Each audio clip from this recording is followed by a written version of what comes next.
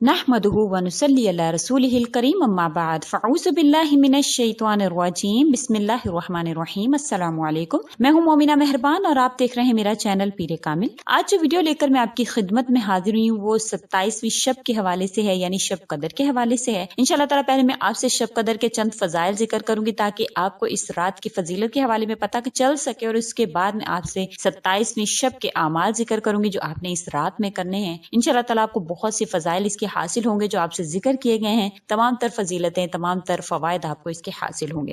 Video जिक्र करने से पहले अगर आप मेरे चैनल पर नए हैं या मुझे पहली मरतबा सुन रहे हैं तो मेरे चैनल को सब्सक्राइब जरूर कर दें, और अगर आप मजीद अपडेट्स हासिल करना चाहते हैं तो सब्सक्राइब के बटन के साथ जो बेल नोटिफिकेशन का बटन है उसको जरूर प्रेस कर दें ताकि मेरी हर नई वीडियो आपके पास नोटिफिकेशन की सूरत में पहुंचती रहे। इसके अलावा मेरे फेसबुक के पेज आई लव पीरे कामिल को भी जरूर लाइक कर दें। उसका लिंक जो डिस्क्रिप्शन में मौजूद है उस पर अगर आप मुझसे कोई पर्सनल सवाल करना चाहते हैं तो आप मेरे फेसबुक के पेज पर मुझसे राब्ता कर सकते हैं। शब कदर जैसे कि आप जानते हैं कि रमजानुल मुबारक के महीना के आखिरी अशरा में इबादत जब की जाती है ताक रातों में उसको शब कदर कहा जाता है। जैसे कि आप जानते हैं रमजानुल मुबारक के महीना के आखिरी अशरा में इबादत करने का सवाब बहुत ज्यादा है। इसी आखिरी अशरा में शब कदर भी है जो बड़ी बाबरकत और फजीलत वाली रात है। इस रात में इबादत इलाही करने वाले को अल्लाह ताला खसूसी इनाम इकराम से नवाजते हैं। हज़रत आयशा सिद्दीका रजी अल्लाह तआला अन्हा फरमाती हैं कि हुज़ूर अक़दस सल्लल्लाहु अलैहि वसल्लम ने फरमाया कि रमजान के आखिरी अशरा की ताक रातों में शब कदर को तलाश करो। ये बुखारी शरीफ की हदीस है। लैलतुल कद्र की फजीलत के बारे में एक हदीस में आता है कि हज़रत अबू हुरैरा रज़ी अल्लाह तआला अन्हु फरमाते हैं कि नबी करीम सल्लल्लाहु अलैहि वसल्लम ने इरशाद फरमाया, जो शख्स ईमान के साथ सवाब की उम्मीद से रोजे रखेगा उसके पिछले गुनाह मुआफ कर दिए जाएंगे, और जो ईमान के साथ सवाब की नीयत से रमजान की रातों को कयाम करेगा यानी इबादत करेगा तो इसके पिछले गुनाह मुआफ कर दिए जाएंगे, और जो ईमान के साथ सवाब हासिल करने की गर्ज से लैलतुल कद्र में कयाम करेगा तो इसके पिछले गुनाह मुआफ कर दिए जाएंगे। ये भी बुखारी और मुस्लिम शरीफ की हदीस है। एक और हदीस पाक में नबी करीम सल्लल्लाहु अलैहि वसल्लम का इरशाद मुबारक जो नकल किया गया है कि नबी करीम सल्लल्लाहु अलैहि वसल्लम ने फरमाया कि रमजान आया, ये बरकत वाला महीना है, अल्लाह ताला ने इसके रोजे तुम पर फर्ज किए, इसमें आसमान के दरवाजे खोले जाते हैं और जहन्नुम के दरवाजे बंद कर दिए जाते हैं और सरकश शयातीन को तोक पहना दिए जाते हैं। इसमें एक रात ऐसी है जो 1000 महीनों से अफजल है। जो इसकी बरकतों से महरूम रह गया बेशक वो महरूम रह गया।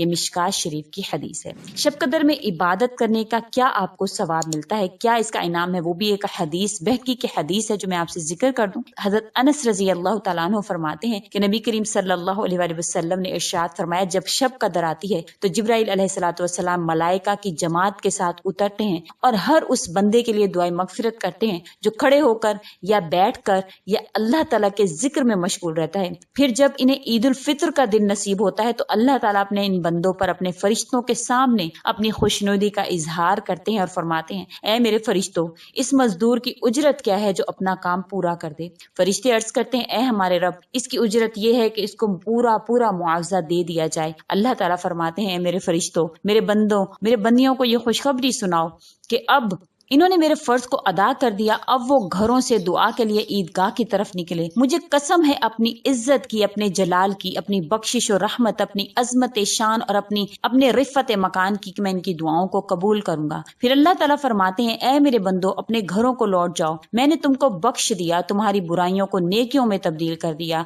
हजूर अक़दस सल्लल्लाहु अलैहि वसल्लम ने फरमाया कि पस मुसलमान वापस होते हैं ईदगाह से इस हाल में कि उनके तमाम गुनाह बख्श दिए जाते हैं। शब कदर की दुआ के हवाले से आयशा सिद्दीका रजी अल्लाह तआला अन्हा फरमाती है कि मैंने नबी करीम सल्लल्लाहु अलैहि वसल्लम से पूछा कि या रसूल अल्लाह सल्लल्लाहु अलैहि वसल्लम, अगर मुझे शब कदर मालूम हो जाए तो मैं इसमें क्या करूं? आप सल्लल्लाहु अलैहि वसल्लम ने फरमाया, ये दुआ पढ़ो, अल्लाहुम्मा इन्नका अफुव्वुन तुहिब्बुल अफ़्वा फ़अफ़ु अन्नी। ये तिर्मिज़ी शरीफ की रिवायत है। ये दुआ जो है वो पढ़नी चाहिए इस रात में जब आपको पता चल जाए कि ये कौन सी रात है। ये हदीस मुबारका में इस लैलतुल कद्र की रात के हवाले से चंद हदीस जो जिक्र की गई हैं कि इसकी निशानियां क्या हैं, कि किस तरह से पता चलेगा कि लैलतुल कद्र की रात है। इसके हवाले से अबादा बिन सामित रजी अल्लाह तआला अन्हु ने हुज़ूर अक़दस सल्लल्लाहु अलैहि वसल्लम से लैलतुल कद्र के बारे में पूछा तो आप सल्लल्लाहु अलैहि वसल्लम ने फरमाया कि रमजान मुबारक के आखिरी अशरा की ताक रातों में है, 21, 23, 25, 27, 29 या रमजान मुबारक की आखिरी शब जिसको लैलतुल जायजा भी कहा जाता है,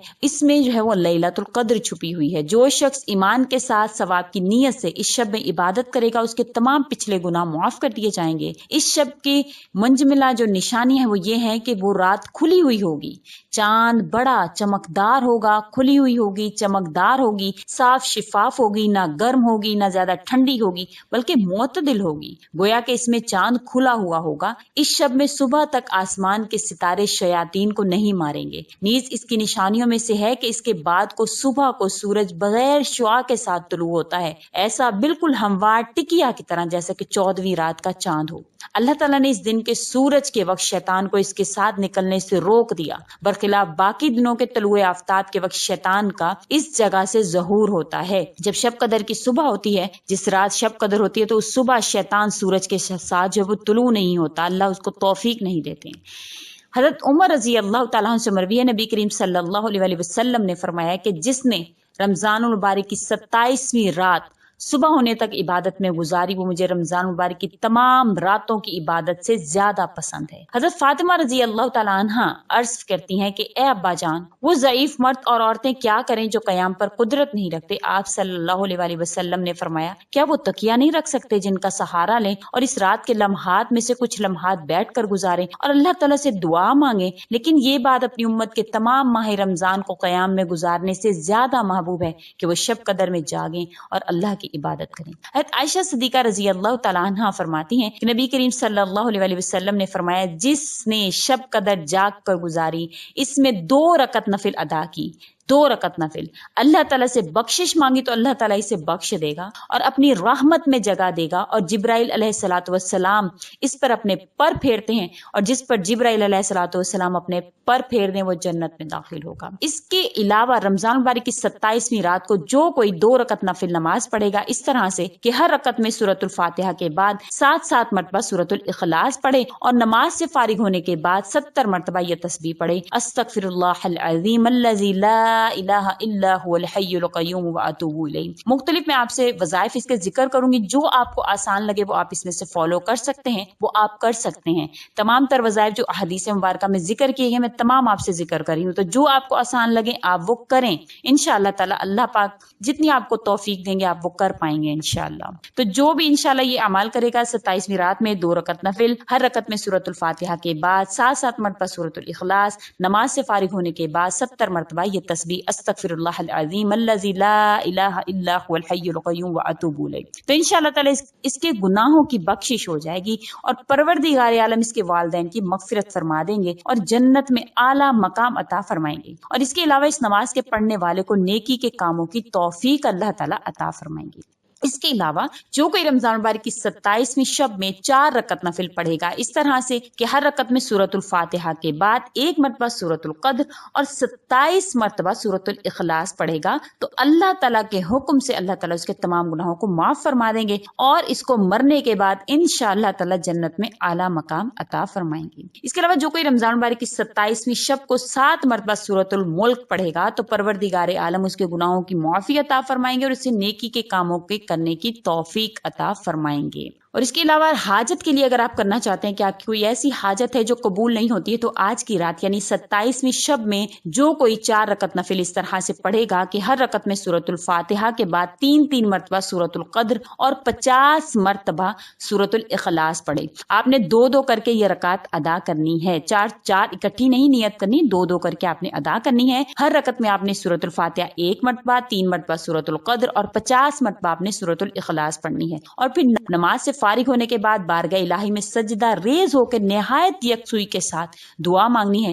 جو بھی آپ کی حاجت ہوگی اللہ کے حکم سے آپ کی وہ حاجت اللہ تعالیٰ پوری فرما دیں گے انشاءاللہ تعالیٰ۔ جو بھی ان اعمال کو کرے گا اس شب میں جو میں نے آپ سے ذکر کی ہیں، مختلف روایتیں میں نے آپ سے ذکر کر دی، 2 رکعت بھی ذکر کیے ہیں، اگر آپ وہ کرنا چاہیں تو وہ کر سکتے ہیں، 4 رکعت بھی میں نے آپ سے ذکر کیے ہیں، وہ کرنا چاہیں تو وہ کر سکتے ہیں۔ 27ویں شب میں حاجت پوری کروانے والا عمل بھی میں نے آپ سے ذکر کیا ہے، تو اس رات کو نبی کریم صلی اللہ علیہ وسلم نے محبوب اس کو قرار دیا، اور حضرت عمر رضی اللہ تعالیٰ عنہ سے مروی ہے کہ نبی کریم صلی اللہ علیہ وسلم نے فرمایا کہ 27ویں رات صبح ہونے تک عبادت میں گزاری جائے، تو انشاءاللہ اس رات کو ضرور اس سے مستفید ہوئیے، کیونکہ نبی کریم صلی اللہ علیہ وسلم نے ضعیف اور بوڑھے لوگوں کے لیے فرمایا ہے کہ وہ تکیہ رکھ کر اللہ کے ذکر میں مشغول ہوں، اللہ کی عبادت میں مشغول ہوں۔ تو جوانوں کو تو بدرجہ اولا یہ حکم ہوگا کہ وہ اس رات کو ضائع مت کریں، کیونکہ اس رات میں تقدیر کے فیصلے ہوتے ہیں۔ اللہ تعالیٰ تمام اعمال امور تقدیر جو ہے وہ فرشتوں کے جو مقرب فرشتے ہیں